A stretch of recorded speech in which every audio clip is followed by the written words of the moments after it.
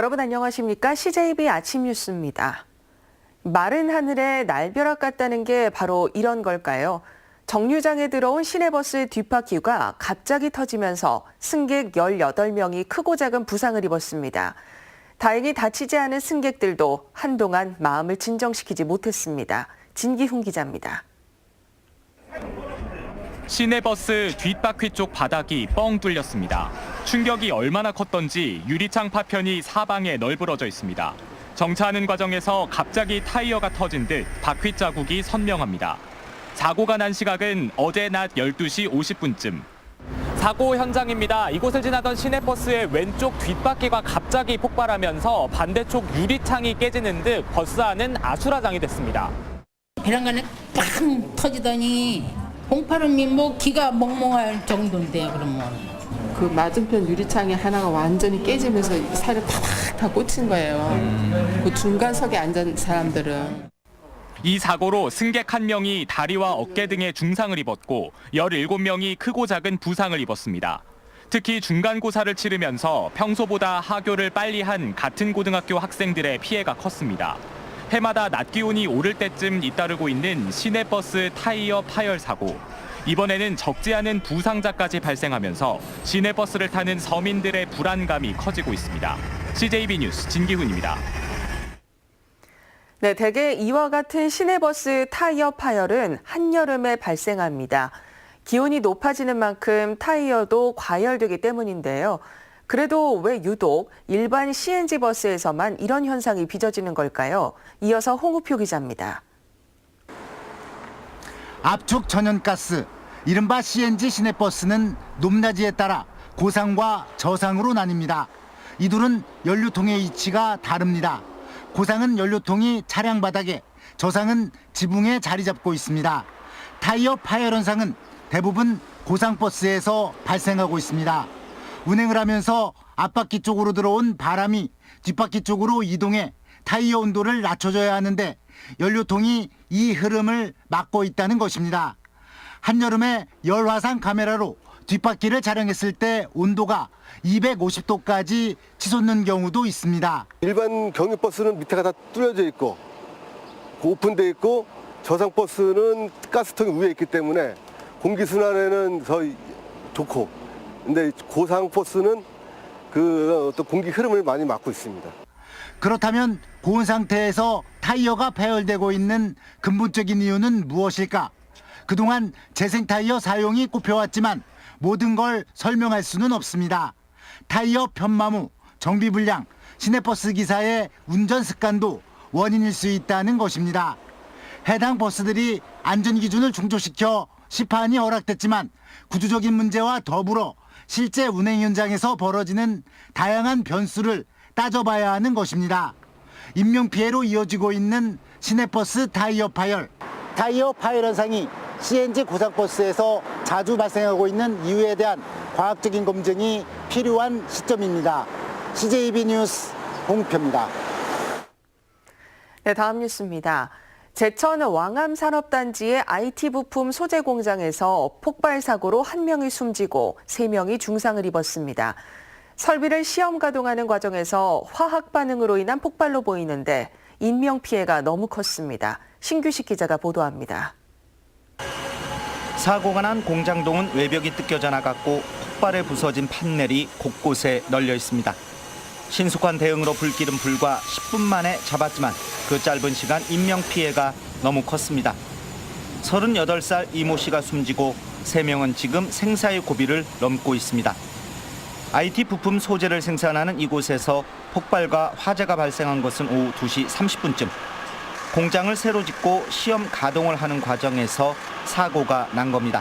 위험물 화재는 특히 어떤 질식 소화가 우선이 돼야 되기 때문에 그 상황이 아니면 굉장히 화재 확산 속도도 빠르고 연소 확대 우려가 굉장히 심하기 때문에 저희들이 위험물 화재에 대해서 특히 더 신경을 쓰고 있습니다. 정확한 원인은 정밀 감식이 끝나야 밝혀지겠지만 지금으로서 나트륨이 화학 반응을 일으켰고 이후 2차로 수소 폭발이 일어난 것으로 보고 있습니다. 경찰과 소방당국은 설비 결함인지 아니면 안전수칙을 따르지 않은 것인지를 조사하고 있습니다. CJB 뉴스 신규식입니다. 네, 청주 문의면 일대에 한국공항공사가 소유한 부지가 있는데 이 땅 임대료가 논란이 되고 있습니다. 위치와 면적이 똑같은데도 다른 기관보다 20배나 많이 받고 있는 겁니다. 왜 그런지 또 무엇이 문제인지 박원 기자가 들여다봤습니다. 청주시 문의면에 거주하는 김진성 씨. 김 씨는 최근 주택 진출입로를 만들기 위해 한국공항공사에 토지 임대 신청을 했다 깜짝 놀랐습니다. 임대료가 터무니없이 비쌌기 때문입니다. 저희가 너무 비쌉니다라고 혹시라도 그 항공기술원에다가 민원을 제기한 적이 있습니다. 임대료가 비싸면 사용하지 말랍니다. 꼭 사용해야 되는 도로를 사용하지 말라고 이렇게 말을 하는 거는 너무한다고 생각합니다. 해당 부지는 공항공사와 농어촌공사가 각각 절반씩 갖고 있습니다. 그런데 공항공사가 책정한 부지 임대료는 111만 원. 반면 농어촌공사의 경우 5만 5천 원에 불과합니다. 똑같은 위치에 똑같은 면적인데 임대료는 20배 차이가 나는 겁니다. 억울하죠. 그 농어촌공사하고 공항공사하고 그 비교가 너무 크니까 개발 행위를 하려면 어쩔 수 없이 진출입로 확보를 해야 되니까 그냥 해달라 하는 대로 할 수밖에 없는 그런 상황이죠. 농어촌 정비법 등 임대료와 관련한 법이 마련된 농어촌 공사와는 달리 관련 법이 없는 공항공사는 자체 규정에 따라 임대료를 산출하고 있기 때문입니다. 저희는 법률적인 근거가 없어요. 농어촌 정비법에 따라서 국어 사용료를 받고 있는 건데 거기는 국어 점용료고 우리는 여기다가 또 뭐 그 일반적인 토지를 갖다가 해서 하는 그 임대료 차원이라서. 하지만 임차인들은 관련 법이 없다는 이유로 터무니없이 비싼 임대료를 받는 것은 공사가 아니라 땅 장사하는 부동산 아니냐며 억울함을 토로하고 있습니다. CJB 뉴스 박원입니다. 이 미세먼지를 줄이겠다고 대통령까지 나서서 화력 발전을 줄이라는데 정작 발전소 밀집 지역보다 제천, 단양의 상황이 훨씬 더 심각하다고 합니다. 더불어민주당 미세먼지 대책 특별위원회가 단양을 찾아 현장을 확인했습니다. 장원석 기자가 취재했습니다. 부연 하늘과 답답한 공기, 충북의 대기 수준은 전국 최악입니다. 지난 2017년 전국에서 두 번째로 나빴던 연평균 초미세먼지는 올해 1월 1세제곱미터당 50 마이크로그램을 돌파하면서 전국 최고치를 갈아치웠습니다. 정부 여당의 미세먼지 대책 특별위원회가 단양의 한일시멘트 공장을 찾아 실태를 점검했습니다. 충북이 자동차 배출가스가 많은 서울, 경기와 화력 발전소가 밀집한 충남보다도 초미세먼지 발생이 40% 이상 많았고 충북의 미세먼지의 절반이 제천과 단양에서 배출된다는 조사 결과를 확인하기 위해서입니다. 비산먼지 문제 때문에 계속 행정당국의 지적을 받고 계시는 거거든요. 3년 동안에 노력을 좀 제대로 안 하신 건지 아니면 기술적으로 무슨 문제가 있는 건지. 하지만 업계와 단양군은 실제 미세먼지 수준은 도내 평균보다도 낮다며 거세게 반발했습니다. 지역 그 평균 이렇게 농도를 보면 사실 중간보다 더 낮습니다. 평균이. 청주라든지 이쪽 증평 거기다는 훨씬 낮고요. 많은 수치가 정상이라고 하긴 하는데 불편해하는 주민들이 계시고 비산먼지나 질소산화물을 많이 발생시키는 그런 사업장에 대해서는 사실은 그런 관리가 좀 소홀했다는. 결국 최악의 미세먼지 대책을 찾아보자는 현장 점검은 통계 시시비비만 따지다만 반쪽 회의로 끝나버렸습니다. CJB 뉴스 장원석입니다. 전국 민생 투어를 하고 있는 자유한국당 황교안 대표가 충주를 찾았습니다. 황 대표는 첫 일정으로 충주의 어린이 보호시설인 진여원을 방문했으며 동양면 마을회관에서 숙식을 하며 주민들과 민생 현안을 주제로 대화의 시간을 가졌습니다. 오늘은 제천에서 일손 돕기 봉사에 이어 교육계 인사들과 간담회를 진행합니다. 이시종 도지사가 확대 간부회의에서 도시공원 일몰제와 관련해 특별법 제정을 서둘러 건의하라고 지시했습니다.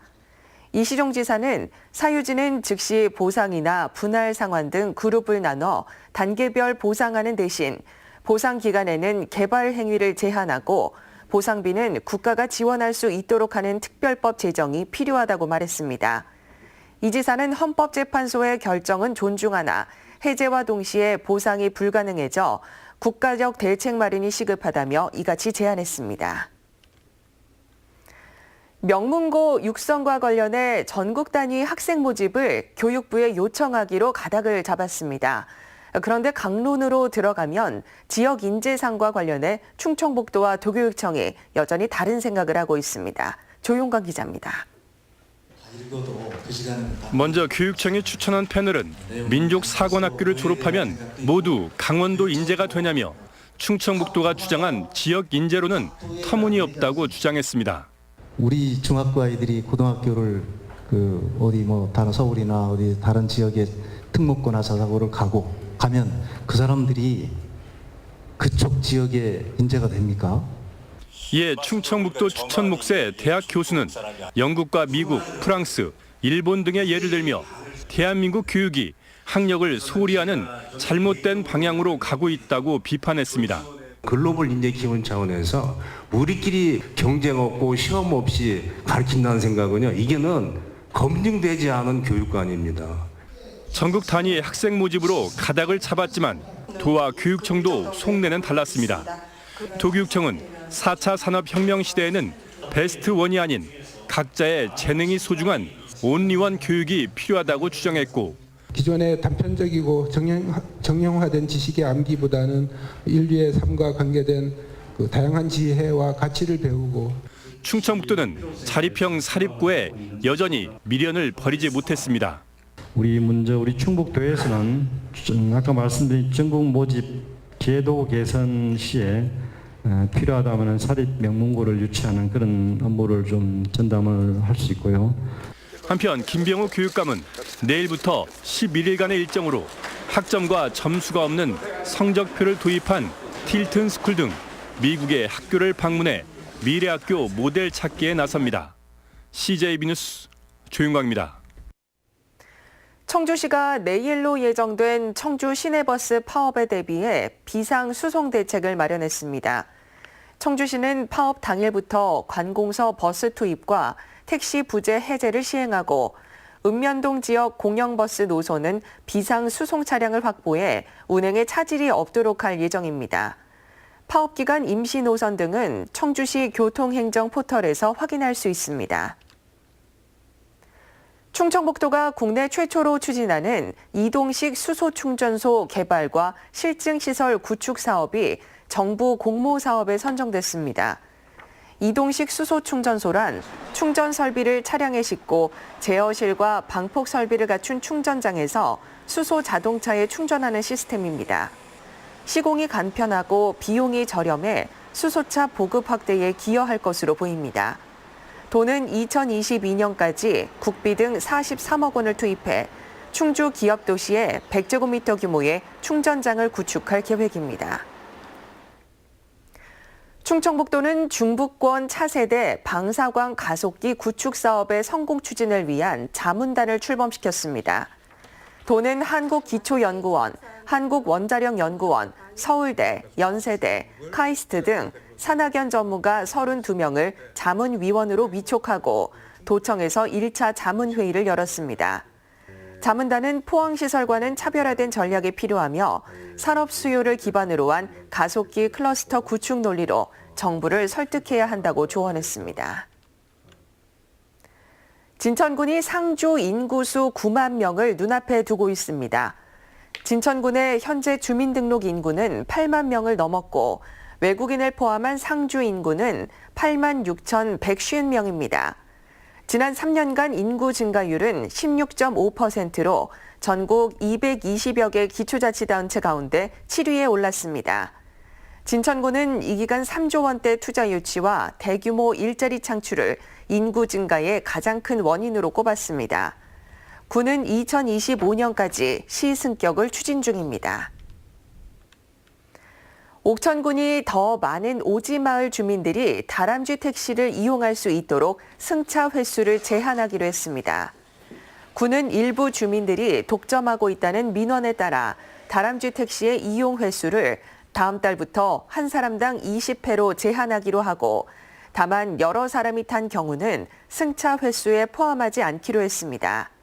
또 택시들의 참여를 확대하기 위해 차액 보상 상한액도 기존 월 80만 원에서 40만 원으로 낮추기로 했습니다. 다음은 오늘 도내에서 열리는 행사를 안내해드립니다.